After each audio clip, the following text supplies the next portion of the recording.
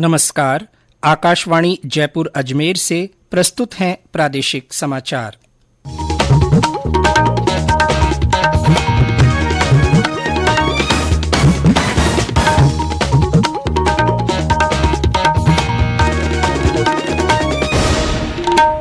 मुख्य समाचार। राज्य सरकार ने भ्रष्टाचार निवारण संशोधन अधिनियम 2018 के तहत जारी मानक प्रक्रिया को प्रदेश में लागू किया।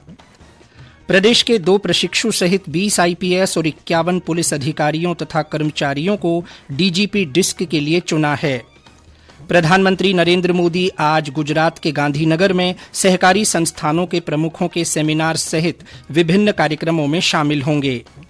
और आईपीएल क्रिकेट में राजस्थान रॉयल्स ने रॉयल चैलेंजर्स बेंगलोर को हराया। कल फाइनल में गुजरात टाइटंस से मुकाबला होगा। समाचारों के साथ मैं जितेंद्र सिंह पूनिया। और अब समाचार विस्तार से।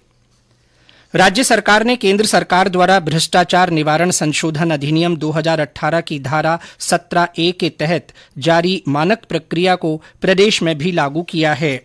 इसके अनुसार लोक सेवकों द्वारा शासकीय कार्यों के दौरान लिए गए निर्णयों के संबंध में शिकायत प्राप्त होने पर एसीबी द्वारा पूछताछ, जांच और अनुसंधान के लिए दिशा निर्देश जारी किए गए हैं। मानक प्रक्रिया में भ्रष्टाचार निरोधक ब्यूरो के अधिकारियों के स्तर और समकक्ष लोक सेवकों के स्तर निर्धारित किए गए हैं। भ्रष्टाचार निरोधक ब्यूरो के अधिकारी को किसी भी लोक सेवक के विरुद्ध पूछताछ, जांच और अनुसंधान शुरू करने से पहले निर्धारित प्रपत्र में संबंधित प्रशासनिक विभाग के सक्षम प्राधिकारी से अनुमति लेनी होगी। अब एसीबी के अधिकारी इन दिशा निर्देशों के अनुरूप ही संबंधित से अनुसंधान और जांच की कार्रवाई कर सकेंगे।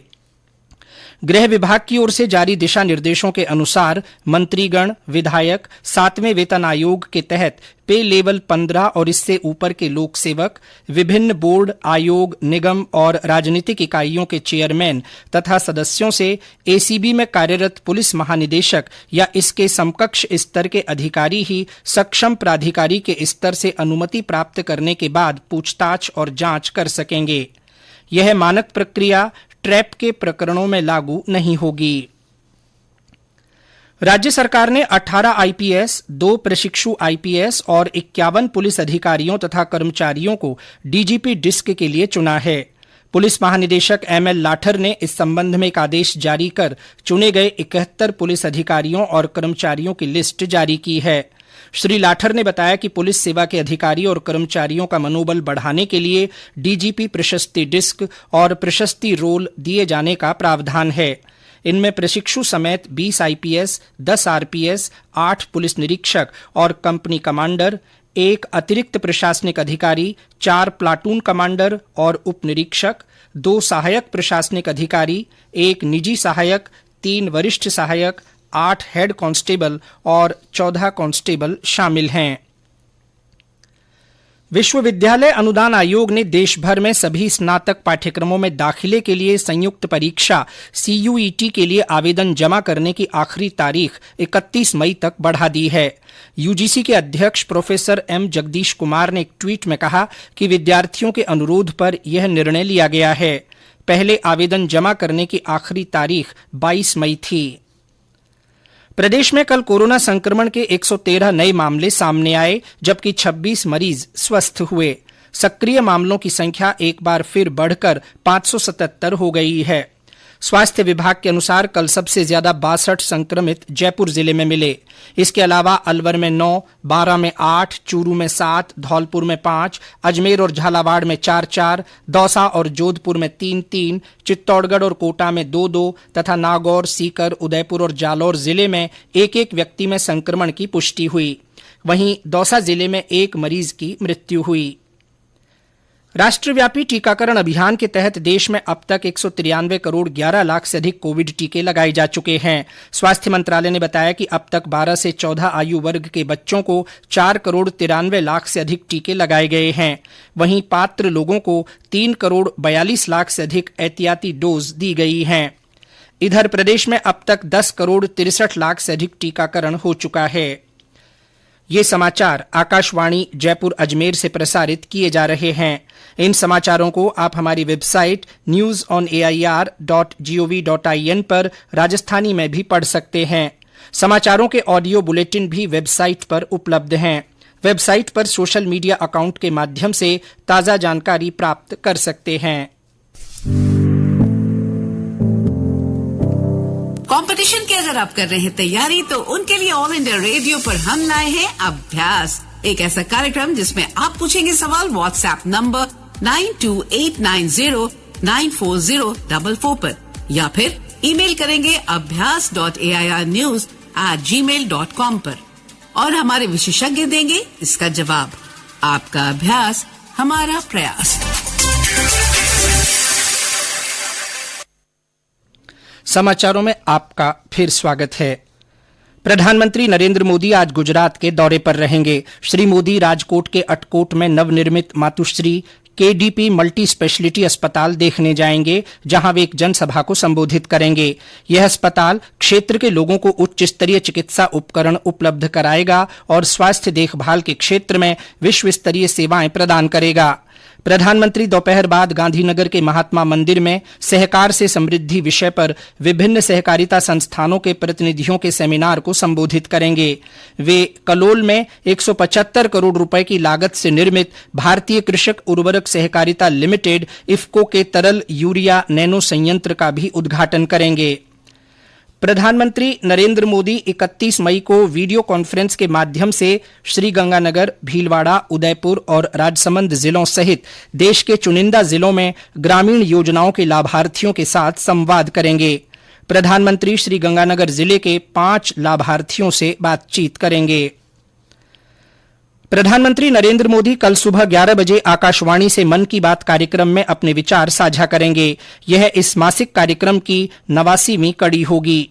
इस कार्यक्रम का आकाशवाणी और दूरदर्शन के सभी चैनलों से प्रसारण किया जाएगा। यह प्रसारण आकाशवाणी समाचार की website, news on AIR mobile app, Akashvani, Doordarshan, प्रधानमंत्री कार्यालय तथा सूचना और प्रसारण मंत्रालय के यूट्यूब चैनलों पर भी उपलब्ध होगा। प्रधानमंत्री ने कहा है कि उन्हें मन की बात कार्यक्रम के लिए कई सुझाव मिले हैं। उन्होंने इस बात पर प्रसन्नता व्यक्त की है कि कार्यक्रम के लिए बड़ी संख्या में युवाओं ने विचार साझा किए हैं। राष्ट्रपति रामनाथ कोविंद आज मध्य प्रदेश के भोपाल में आरोग्य मंथन कार्यक्रम का उद्घाटन करेंगे। श्री कोविंद कई स्वास्थ्य बुनियादी ढांचा परियोजनाओं का भी शुभारंभ करेंगे। राष्ट्रपति राज्य के 3 दिवसीय दौरे पर कल भोपाल पहुंचे। 3 दिवसीय यात्रा के दौरान राष्ट्रपति कोविंद उज्जैन और इंदौर भी जाएंगे। केंद्रीय सामाजिक न्याय और अधिकारिता राज्य मंत्री प्रतिमा भौमिक ने कल भरतपुर में 3 करोड़ 40 लाख रुपए की राशि के 1741 दिव्यांगों को कृत्रिम उपकरण प्रदान किए। केंद्रीय सामाजिक न्याय और अधिकारिता मंत्रालय तथा दिव्यांग सशक्तिकरण विभाग की ओर से आयोजित कार्यक्रम में केंद्रीय राज्य मंत्री ने कहा कि दिव्यांगों की सेवा नारायण सेवा के बराबर है। इस अवसर पर भरतपुर सांसद रंजीता कोली, जिला कलेक्टर सहित अन्य जनप्रतिनिधि और अधिकारी मौजूद रहे। आईपीएल क्रिकेट में कल होने वाले फाइनल मुकाबले में गुजरात टाइटंस का मुकाबला राजस्थान रॉयल्स से होगा। कल रात अहमदाबाद के नरेंद्र मोदी स्टेडियम में खेले गए मैच में राजस्थान रॉयल्स ने रॉयल चैलेंजर्स बेंगलोर को 7 विकेट से हरा दिया। पहले बल्लेबाजी करते हुए रॉयल चैलेंजर्स बेंगलोर ने 157 रन बनाए। जवाब में राजस्थान रॉयल्स ने 18 ओवर और 1 गेंद में 3 विकेट पर 161 रन बनाकर मैच जीत लिया। राजस्थान रॉयल्स की ओर से जोस बटलर ने 60 गेंदों में नाबाद 106 रन बनाए। बटलर को प्लेयर ऑफ द मैच घोषित किया गया। प्रदेश के अधिकांश स्थानों पर तापमान में कुछ बढ़ोतरी हुई है। पिछले 24 घंटों में ज्यादातर स्थानों पर दिन का तापमान 40 से 43 डिग्री सेल्सियस के बीच दर्ज किया गया। मौसम विभाग ने कहा है कि एक और पश्चिमी विक्षोभ के प्रभाव से आज और कल राज्य के उत्तरी भागों में कुछ स्थानों पर तेज धूल भरी हवाएं चलने की संभावना है। पश्चिमी राजस्थान के बीकानेर, जैसलमेर और श्रीगंगानगर जिलों में कहीं कहीं लू चलने का अनुमान है। राज्य सरकार ने जयपुर जिले के साखून तथा देहलाला को नई उप तहसील बनाने के प्रस्ताव को मंजूरी दी है। सरकार के इस निर्णय से लोगों को स्थानीय स्तर पर ही राजस्व कार्यों के निस्तारण में आसानी होगी। और अंत में मुख्य समाचार एक बार फिर। राज्य सरकार ने भ्रष्टाचार निवारण संशोधन अधिनियम 2018 के तहत जारी मानक प्रक्रिया को प्रदेश में लागू किया। प्रदेश के 2 प्रशिक्षु सहित 20 आईपीएस और 51 पुलिस अधिकारियों तथा कर्मचारियों को डीजीपी डिस्क के लिए चुना गया है। प्रधानमंत्री नरेंद्र मोदी आज गुजरात के गांधीनगर में सहकारी संस्थानों के प्रमुखों के सेमिनार सहित विभिन्न कार्यक्रमों में शामिल होंगे। और आईपीएल क्रिकेट में राजस्थान रॉयल्स ने रॉयल चैलेंजर्स बेंगलोर को हरा दिया है। कल फाइनल में गुजरात टाइटंस से मुकाबला होगा। इसी के साथ प्रादेशिक समाचार बुलेटिन समाप्त हुआ। नमस्कार।